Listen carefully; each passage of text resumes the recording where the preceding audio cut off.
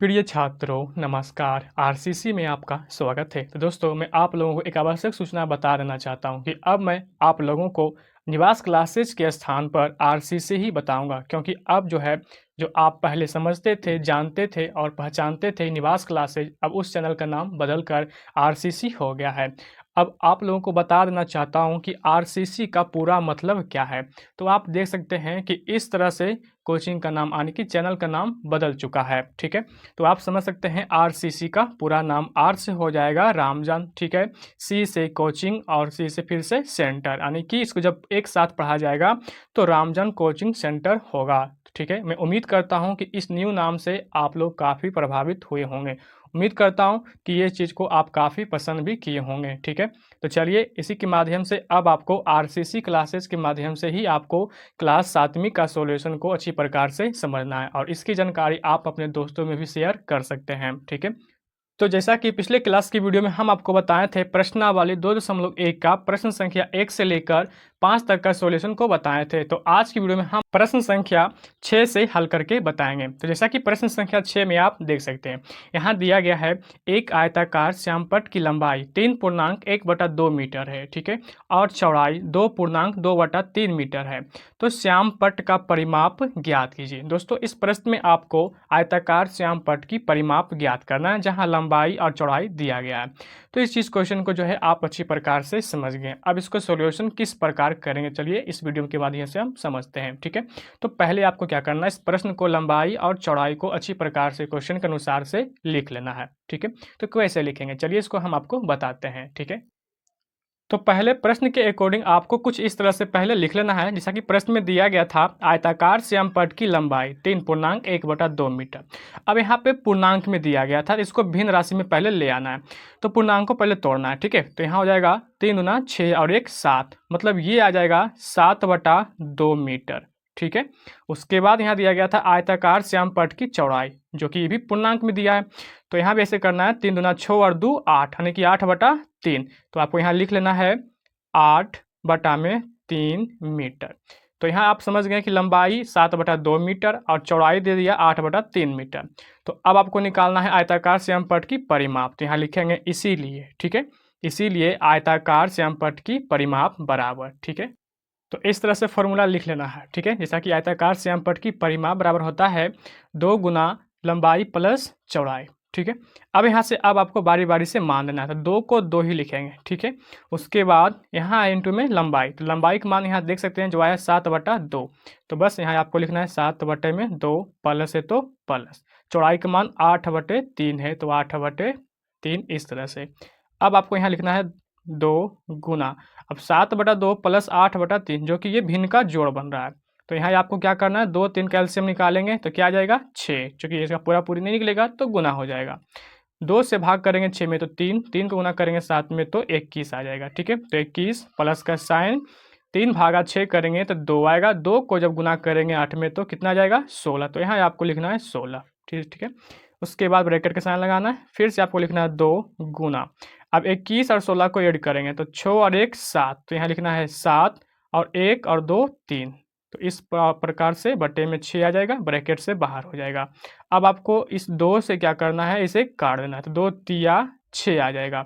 इसका मतलब है 37/3 आएगा। ठीक है, तो आपको यहाँ लिख लेना है क्या, 37/3।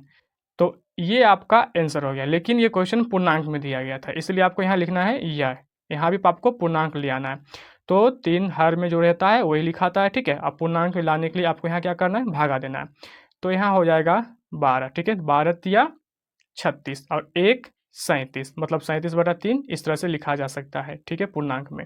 तो ये आपका राइट आंसर है। तो दोस्तों मैं उम्मीद करता हूँ कि ये क्वेश्चन को आप समझ गए। आप चाहें तो इसे पूरा स्क्रीनशॉट भी ले सकते हैं या वीडियो को रोककर लिख सकते हैं, यहाँ से दूसरा शॉट ले सकते हैं। ठीक है, तो प्रश्न संख्या 7 में देख सकते हैं, चित्र में दी हुई आकृति में एक में दिया गया है। ठीक है, जैसा कि देख सकते हैं त्रिभुज ए बी सी, ठीक है, तथा आयत बी सी डी ई आप यहाँ देख सकते हैं का परिमाप ज्ञात करना है, यानी कि ये आयत का परिमाप ज्ञात करना है। ठीक है, और तथा बताइए किसका परिमाप ज़्यादा है। मतलब इसमें टोटल 3 तरह का 1, 2, 3 प्रकार का सवाल दिया गया और ये सभी में आपको परिमाप ही ज्ञात करना है।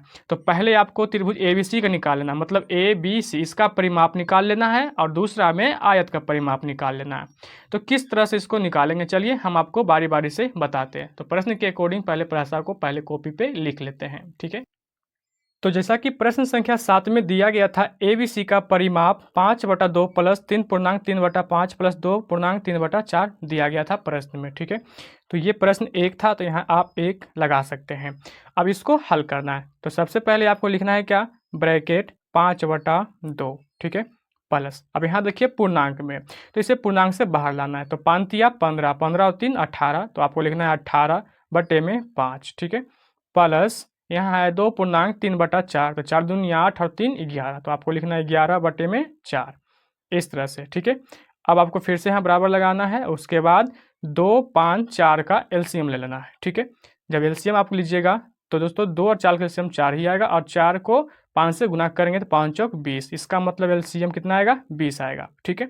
उसके बाद 2 से भाग करना है 20 में, तो आएगा 10, 10 को गुना 5 में कीजिएगा तो कितना आ जाएगा, 50, ठीक है। तो अब आपको यहाँ लिखना है 50, ठीक है, प्लस है तो प्लस, 5 से फिर से भाग करना है 20 में, तो 4, 4 को गुना करेंगे 18 में, तो 18 चौक कितना हो जाएगा, यहाँ आपको लिखना है, ठीक है। तो बारी बारी से पहले आपको इस तरह से हल कर लेना है। अब यहाँ ब्रैकेट लगा हुआ है तो ब्रैकेट लगा देना है, ठीक है। पुनः आपको बराबर का साइन लगाना है और बटे का साइन, ठीक है। 20 को 20 ही नीचे लिखेंगे। अब आपको यहाँ क्या करना है, सभी को आपस में जोड़ देना है। तो दोस्तों 5 और 2 7, 0 7 होगा, तो यहाँ लिखना है 7, ठीक है। फिर 5 और ये 7 12, ठीक है, 12 और 5 कितना होगा, 17, तो यहाँ आपको लिख लेना है 17, ठीक है, यानी कि 177/20 आएगा, ठीक है। लेकिन क्वेश्चन आपका पूर्णांक में दिया है, ठीक है, तो आंसर भी आपको यहाँ क्या लिखना है, पूर्णांक, तो यहाँ लिखेंगे या, ठीक है। ये भी आपका राइट आंसर है, लेकिन पूर्णांक में क्वेश्चन था तो आंसर भी आपको पूर्णांक में बुक में दिया होगा, ठीक है, इसलिए पहले आपको पूर्णांक में यहाँ दे देना है। तो यहाँ आपको हर में 20 है तो बर्थडे का साइन लगाना है, हर में कितना हो जाएगा, 20 ही रहेगा, ठीक है। जब इसे भाग कीजिएगा तो इसका राइट आंसर आएगा 8 बिरी, ठीक है। तो 8 बिरी में ये पूरा पूरी लगेगा नहीं, तो शेष बचेगा कितना, 17, ठीक है। तो यहाँ आपको लिखना है 17। देखिए बी अट्ठे कितना हो जाएगा, 160, और 160 और 10 करेंगे तो 70 और 7 77, मतलब 177/20 आ चुका है। तो ये आपका राइट आंसर है। तो इस तरह से इस क्वेश्चन को भी आप हल कर सकते थे। उम्मीद करता हूँ कि ये भी क्वेश्चन आप अच्छी प्रकार से समझ गए। आप चाहें तो इसका भी स्क्रीनशॉट ले सकते हैं। तो इसी तरह से प्रश्न 2 को हल करेंगे, ठीक है। तो यहाँ प्रश्न 2 को पहले पुनः क्वेश्चन में पढ़ लेते हैं क्या चीज़ दिया गया था, ठीक है। तो आप यहाँ देख सकते हैं, यहाँ दिया गया है 2 में, आयत बी सी डी ई का परिमाप ज्ञात कीजिए, ठीक है, आयत। तो इस चित्र में आप देख सकते हैं आयत क्या है, बी सी डी ई, मतलब इसका परिमाप है। दोस्तों यहाँ सी डी का मान दे रखा है, ठीक है, और बी और सी का मान यहाँ से ये हो गया, तो ये मान इतना है तो ये भी मान सेम ही होगा, क्योंकि आयत में आप समझते हैं कि जिसका 2 भुजा आपस में बराबर होता है। देख सकते हैं इसका मान इसका भी बराबर है, इसका मान इसका भी मान बराबर है। इसका मतलब ये हुआ कि जितना भुजा ये मान दिया हुआ उतना ये भी होगा, जितना ये है उतना ये भी होगा। तो ये चित्र के माध्यम से ये आप समझ गए बी सी डी ई में, ठीक है। तो चलिए इस क्वेश्चन के माध्यम से हम आपको इसका परिमाप ज्ञात करना सिखाते हैं, ठीक है। तो दोस्तों प्रश्न के अकॉर्डिंग आपको इस तरह से पहले लिख लेना है। आयत का परिमाप का फॉर्मूला होता है 2 इंटू लंबाई प्लस चौड़ाई, ठीक है, जहां मान आपको दिया था। पुनः आप बुक में देख सकते हैं ये मान को, ठीक है। तो यहाँ आप देख सकते थे 2 इंटू लंबाई प्लस चौड़ाई का मान, तो आयत का निकाले थे आप देख सकते हैं, ये जो मान दिख रहा था ये आपका लंबाई हो गया, और ये जो देख रहे हैं ये एरिया यानी बी सी ये चौड़ाई हो गया। तो इसी क्वेश्चन को हमने वहाँ पे लिख रखा है, ठीक है। उम्मीद करता हूँ कि फिगर से आप समझ चुके हैं, ठीक है। अब आपको यहाँ पे क्या करना है, इसे हल करना है, ठीक है।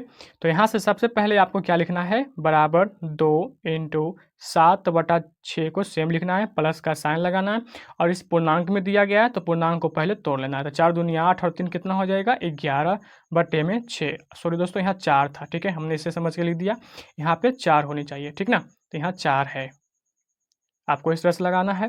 अब आपको यहाँ लिखना है 2, ठीक है, उसके बाद 7/6 प्लस 11/4, तो ये दोनों का एलसीएम निकालना है, ठीक है। तो 6 और 4 का एलसीएम निकालिएगा। चलिए हम यहाँ पे आपको बताते हैं 6 और 4 का एलसीएम। तो 2 से लगाएंगे 3 और ये 2, अभी दोनों डिफरेंट है तो आपस में गुना हो जाएगा, 3 दूना 6 और 2 12, यानी कि इसका एलसीएम निकलेगा 6 4 का 12। तो आपको यहाँ लिखना है 12, और 6 भागा 12 कीजिएगा तो 2 आएगा, 2 से गुना कीजिएगा 7 में तो 14, ठीक है। इस तरह से प्लस का साइन 4/12 कीजिएगा तो 3 आएगा। 3 से गुना कीजिएगा 11 में, तो 11 तिया 33, ठीक है। अब आपको यहाँ इसे जोड़ लेना है, तो 2, ठीक है, इंटू यहाँ आपको लिखना है 14 प्लस 33 को जोड़ना है, तो 4 3 7 और 1 और ये 3 कितना हो जाएगा 4, ठीक है। तो लिखना है 4/12, ठीक है, इस प्रकार से। तो यहाँ आप समझ सकते हैं कि ये जो मान दिया है 2 इंटू 47/12, जो कि यहाँ साइन कुछ भी नहीं है तो गुणाम होता है, ठीक है। तो इसे आप इस तरह से लिख सकते हैं, यहाँ लिख देते हैं, ठीक है, या कर, ठीक है, 2 गुना 47/12, चूँकि आप जानते हैं कि ब्रैकेट का मान जब हटता है तो गुणाम आता है, तो 2 से काटेंगे 12 को, तो 2 छक 12, ठीक है। इसका मतलब हुआ कि 47/6 इसका राइट आंसर आएगा, ठीक है। तो यहाँ आप लिखिएगा 47/6, लेकिन क्वेश्चन पूर्णांक में था, ठीक है, तो आप इसे भी पूर्णांक में लिख सकते हैं, ठीक है। उम्मीद करता हूँ कि ये क्वेश्चन भी आप समझ चुके हैं। तो नेक्स्ट प्रश्न संख्या 3 में है, बताइए किसका परिमाप ज़्यादा है। तो दोस्तों क्वेश्चन का सॉल्यूशन भी आप समझ चुके हैं, त्रिभुज और आयत दोनों का, तो दोनों का परिमाप निकल चुका है। तो इस प्रश्न के अकॉर्डिंग आपको जवाब देना है 1 और 2, मतलब आयत और त्रिभुज में किसका परिमाप ज़्यादा है। तो चलिए सॉल्यूशन कॉपी पे हम आपको बताते हैं कि किसका मान ज़्यादा है, ठीक है। तो यहाँ आप समझ सकते हैं कि आयत का जो परिमाप निकल के आया है 47/6 आया है, ठीक है। और यहाँ पे जो बताया गया था आप यहाँ देख सकते हैं, ठीक है। त्रिभुज का जो परिमाप निकल कर आया है क्या, ये देख सकते हैं, यानी कि 177/20 है।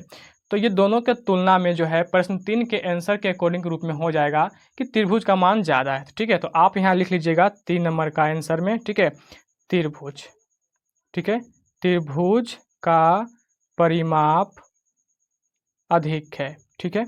आपको इस तरह से एक लाइन लिख लेना है, ये आपका आंसर हो जाएगा प्रश्न 3 के अकॉर्डिंग, ठीक है। तो इस तरह से आप निकाल सकते हैं।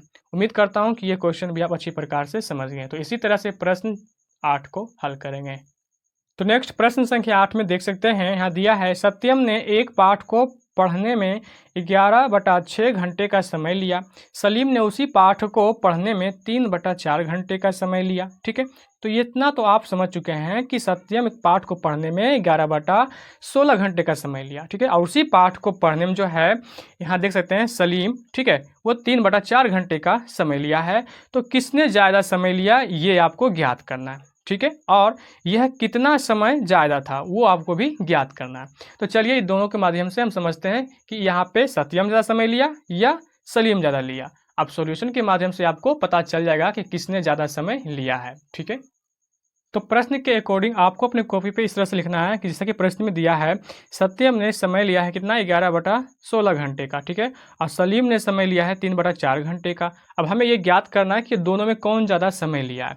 तो 11/16 और 3/4 में ये समझ में नहीं आता है कि कौन समय लिया जा रहा है। तो आपको उसको ज्ञात करने के लिए इसे क्या कर लेना है, पॉइंट में बदल लेना है, ताकि आपको वो ज्ञात करने में काफ़ी सुविधा होगा, ठीक है।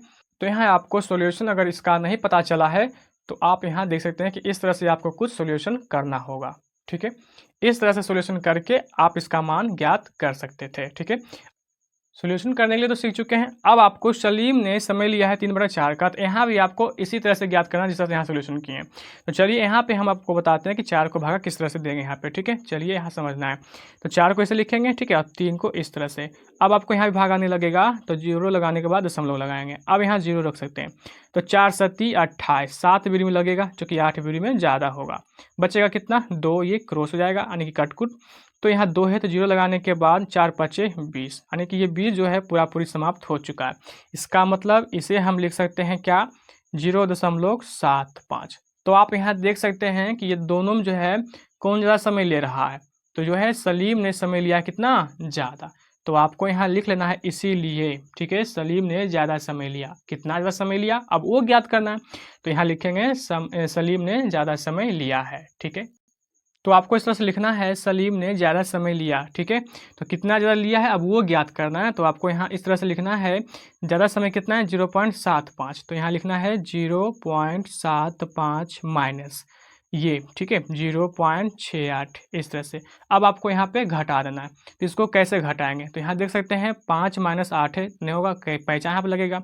तो 15 में से 8 जाएगा तो क्या बचेगा 7। तो आपको यहाँ लिखना है 7।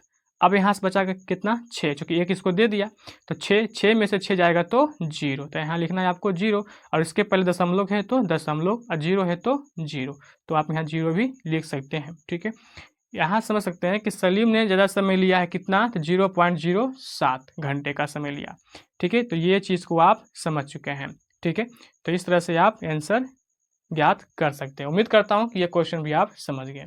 तो इसी तरह से नेक्स्ट प्रश्न को हल करेंगे। आप चाहें तो इसका स्क्रीनशॉट ले सकते हैं। तो नेक्स्ट प्रश्न संख्या 9 में देख सकते हैं, खाली स्थानों में सही अंक भरिए। तो यहाँ पे आपको 1 से लेकर 5 तक में इन सभी प्रश्नों में जो खाली डिब्बा दिख रहा है आपको, वहाँ आपको भरना है। तो किस तरह से इसे हल करके ज्ञात करेंगे कि खाली स्थान में सभी में क्या आएगा। तो बारी बारी से हम आपको यहाँ हल करके बताते हैं कि इसको कैसे हल करके इन खाली स्थानों में भर सकते हैं। ठीक है, तो चलिए पहले प्रश्न को लिख लेते हैं। तो दोस्तों प्रश्न के अकॉर्डिंग आपको अपनी कॉपी पे इस तरह से पहले कुछ लिख लेना है। अब चलिए इसको हल करके बताते हैं इसको कैसे हल करेंगे। दोस्तों यहाँ दिया गया था क्या, 5/7 प्लस खाली स्थान बटा 7 बराबर 6/7। तो इसमें क्या करना है, इसे आपको कॉमन कर लेना है और इसे पक्षांतर कर देना है। ठीक है, तो चलिए यहाँ से हम लिखते हैं, ठीक है, इस तरह से बटा 7। दोस्तों यहाँ खाली स्थान दिया है तो आप यहाँ एक्स वाई जेड यानी कि ए से लेकर जेड तक का कोई भी लेटर को आप मान सकते हैं। ठीक है, इसमें कोई दिक्कत नहीं है। तो चलिए यहाँ से हम रिक्त स्थान को ही रखते हैं। ठीक है, तो बराबर 6/7। दोस्तों ये जो मान है प्लस में है तो पक्षांतर करेंगे तो माइनस में आ जाएगा। ठीक है, इस प्रकार से अब आपको इसको सेम लिखते जाना है। ठीक है, यहाँ पे क्या करना है, सेम लिखना है। अब इसका एलसीएम ले लेंगे 7 का तो 7 ही आएगा, भाग करेंगे तो 1 गुना करेंगे तो 6, माइनस फिर से भाग करेंगे तो 1 गुना करेंगे तो 5, फिर से यहाँ बराबर का निशान लगाना है। ठीक है, बटे का 7 ही लिखना है, 6 माइनस 1 करेंगे तो 1 आएगा और यहाँ जो मान आ रहा है इसको सेम लिखते जाना है। तो यहाँ उस तरह से आपको अब लिखना पड़ेगा। ठीक है, तो इस तरह से आपको पहले लिख देना और यहाँ भी मान को चलिए लिख ही देते हैं। ठीक है, यहाँ से 7 होगा और यहाँ से रिक्त स्थान होगा। दोस्तों यहाँ से ये 7 और ये 7 कट जाएगा, जो कि बराबर में हर हर कट जाता है। तो यहाँ डिब्बा का स्थान फिर क्या आ रहा है, 1 आ रहा है। इसका मतलब है कि रिक्त स्थान में 1 भरा जाएगा। ठीक है, तो आपको यहाँ से लिखना है, ठीक है, कि डिब्बा का स्थान पे जो है 1 आएगा। तो ये आपका राइट आंसर है। तो क्वेश्चन में आपको यहाँ जो रिक्त स्थान पूछा गया था भरने के लिए, यहाँ पे क्या आ जाएगा, 1 है। इसका मतलब है यहाँ 1 होगा। ठीक है, उम्मीद करता हूँ कि ये सॉल्यूशन आप अच्छी प्रकार से समझ गए। आप चाहें तो इसका स्क्रीनशॉट ले सकते हैं। दोस्तों इसी प्रकार से सभी प्रश्न को हल कर लेते हैं। तो चलिए हम यहाँ पे बारी बारी से पहले हल कर लेते हैं और वहाँ आपको हम समझाने का पूरा प्रयास करते हैं। ठीक है, तो नेक्स्ट प्रश्न 2 और 3 को यहाँ पे सॉल्यूशन अच्छी प्रकार से कर लिया गया है। दोस्तों यहाँ पे अब आपको अच्छी प्रकार से समझना है। प्रश्न में देख सकते हैं 8/15 माइनस 2/15 बराबर दोनों स्थान में यहाँ रिक्त दिया गया, मतलब खाली स्थान डिब्बा दिया गया है। तो यहाँ से आप देख सकते हैं कि ये जो मान दिख रहा है ये आपको ये भिन्न के घटाव हो रहा है। तो हमने वहाँ उसी तरह से कर लिया, भिन्न का घटाव को ही सॉल्व कर रखा है। ठीक है, देख सकते हैं 15 कैल्शियम लिया, उसके बाद यहाँ से भाग करने के बाद जो क्रिया आता है करने के बाद आप यहाँ देख सकते हैं कि जो रिक्त स्थान का मान आएगा 2/5, चूँकि यहाँ से कट गया है, 2 तिया छोड़ 3 5 15। तो इसका राइट आंसर आ रहा है 2/15, मतलब यहाँ जो मान आएगा 2/5 आएगा। ठीक है, तो ये चीज़ को तो आप समझ चुके हैं कटने के बाद। अब यहाँ 3 दिया गया था तो यहाँ से आपको 3 भी अच्छी प्रकार से समझ लेना है। ठीक है, तो यहाँ देख सकते हैं 3 में है 7/9 प्लस यहाँ दोनों स्थान फिर से रिक्त दिया गया है, बराबर 7/9 है। तो यहाँ भी आपको समझना है। इसे लिखने के बाद यहाँ समझ सकते हैं कि खाली स्थान जो मान दिया गया था उसे क्या किए, कॉमन कर लिए। ठीक है, कॉमन के बाद संख्या 7/9 बच रहा था और ये 7/9 को पक्षांतर करेंगे तो माइनस में 7/9 आ जाएगा। तो यहाँ से आप देख सकते हैं कि यहाँ भी भिन्न के घटाव बन रहा है। दोस्तों भिन्न के घटाव तो आप सॉल्व करना जानते ही होंगे। तो यहाँ भी भिन्न का घटाव कर लिया गया है, जिस तरह से हल करने के बाद इसका जो आ रहा है 0/9। और आप जानते हैं कि किसी भी 0 से भाग देने पर संख्या या गुना या भाग करने पर जो इसका आंसर क्या आता है, 0 आता है। इसका मतलब है कि जो प्रश्न में दोनों स्थान पे खाली यानी अंश और हर में जो खाली स्थान डिब्बा दिया गया है उसका जो आंसर आएगा 0 आएगा। ठीक है, तो उम्मीद करता हूं कि आप 1 2 3 ये तीनों का सॉल्यूशन आप अच्छी प्रकार से समझ गए। आप चाहें तो आप 1 2 का भी स्क्रीनशॉट ले सकते हैं या वीडियो को रोककर लिख सकते हैं। इसी तरह से प्रश्न नेक्स्ट को हल करेंगे। तो प्रश्न में आप देख सकते हैं, तो प्रश्न संख्या 1 2 3 ये तीनों को अच्छी प्रकार से सॉल्यूशन कर लिया गया। उम्मीद करता हूं कि ये तीनों में आपको कोई भी कठिनाई नहीं हो रही होगी। दोस्तों अगर आपको समझने में कोई कठिनाई हो रही है तो आप हमें कमेंट बॉक्स में पूछ सकते हैं। ठीक है, उसका रिप्लाई जल्द ही आपको मिल जाएगा। तो प्रश्न संख्या 4 और 5 में आप देख सकते हैं ये 2 प्रश्न अब शेष बच गया है। तो यहाँ भी आपको जिस तरह से 1 2 3 को सॉल्व किए हैं आपको इसी तरह से ये दोनों को भी सॉल्व कर लेना है। तो नेक्स्ट प्रश्न संख्या 4 को यहाँ पे हल कर लिया गया है, आप यहाँ समझ सकते हैं अब। ठीक है, तो 3/5 माइनस खाली स्थान बटा 5 बराबर 1/5 था। तो यहाँ पे माइनस डिब्बा बटा 5 को हमने यहाँ पे कॉमन कर लिया है। ठीक है, कॉमन के साइड में 1/5 बच रहा है और ये दोस्तों प्लस का साइन है तो पक्षांतर आने पर माइनस में हो जाएगा। ठीक है, तो ये यहाँ आप भिन्न के घटाव फिर से आप देख पा रहे हैं।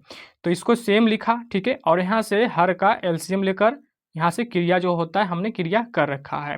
तो यहाँ से आप समझ सकते हैं कि भाग करने पे जो 1 आएगा, गुना करने पर 1 ही आएगा, माइनस फिर से भाग करने पे 1 आएगा और गुना करने पे -3 आएगा। फिर से इसको सेम लिखा। अब यहाँ से देख सकते हैं कि 1 - 3 है जो कि घटेगा नहीं, तो उल्टा घटाने पे साइन माइनस में उत्तर आता है। तो ये यहाँ जो देख रहे हैं कि बराबर में इस तरह से नीचे हर हर कट जाएगा। अगर ऊपर कटने वाला भी होता है तो ऊपर भी कट जाता है, लेकिन नहीं कटता क्योंकि मान जो डिफरेंट है। तो यहाँ से देख सकते हैं, थोड़ा सा इसे ऊपर कर लेते हैं। ठीक है, तो अब शेष जो बच रहा है माइनस डिब्बा बराबर -2 बच रहा था। लिखने के बाद दोस्तों यहाँ माइनस से माइनस कट गया। ठीक है, तो बचा शेष खाली स्थान और बराबर में ये 2। इसका मतलब है कि जो प्रश्न में खाली स्थान डिब्बा यहाँ पे दिया गया है। ठीक है, यहाँ पे जो दिया गया है, यहाँ पे जो है जो आंसर आया है क्या, 2 आया है। ठीक है, तो बस यही आपको क्या करना है, यहाँ पे 2 इस तरह से भर देना है। ठीक है, उम्मीद करता हूँ कि ये भी समझ गए। तो दोस्तों अब यहाँ से प्रश्न संख्या 5 को आप समझना होगा। यहाँ है 1 - 1/2 बराबर दोनों स्थान में ज्ञात करना है, हर और अंश में दोनों में आपको पता करना है। तो दोस्तों नहीं कुछ तो यहाँ 1 मान सकते हैं। ठीक है, तो चलिए आप मान लीजिए, या ऐसे भी हल कर सकते हैं। जैसे कि देखिए 2 एकम 2, तो यहाँ लिखना है आपको 2 आई माइनस है तो माइनस। ठीक है, और यहाँ से क्या होगा, 1 तो 1 ही रह जाएगा। ठीक है, बटे में 2 बराबर में जो मान आपको दिख रहा है सेम खाली स्थान लिख देना है। ठीक है, अब 2 - से कीजिएगा तो 1/2 बराबर यहाँ से इस तरह से आपको लिख लेना है। इसका मतलब आप तो समझ चुके हैं कि दोनों का मान क्या आएगा, 1, यानी इसका 1 और इसका 2। तो इस प्रश्न में क्या हो जाएगा, अंश में 1 आया है तो 1 होगा और हर में 2 आया है तो 2 होगा। दोस्तों मैं उम्मीद करता हूँ कि इस चैप्टर के सभी प्रश्न का सॉल्यूशन का वीडियो आप देख चुके हैं और समझ चुके हैं। तो प्रिय छात्रों, आज का वीडियो पूरा हो चुका है। इस चैप्टर में जो भी प्रश्न दिया गया था सभी प्रश्न का सॉल्यूशन अच्छी प्रकार से हो चुका है। अगर आपको इस चैप्टर में थोड़ा सा भी समस्याएं हैं तो आप हमें कमेंट बॉक्स में कमेंट कर सकते हैं, मैं उसका रिप्लाई जल्द ही दे दूंगा। ठीक है, तो अगले वीडियो में हम आपको बताएंगे प्रश्नावली 2.2 का सॉल्यूशन। ठीक है,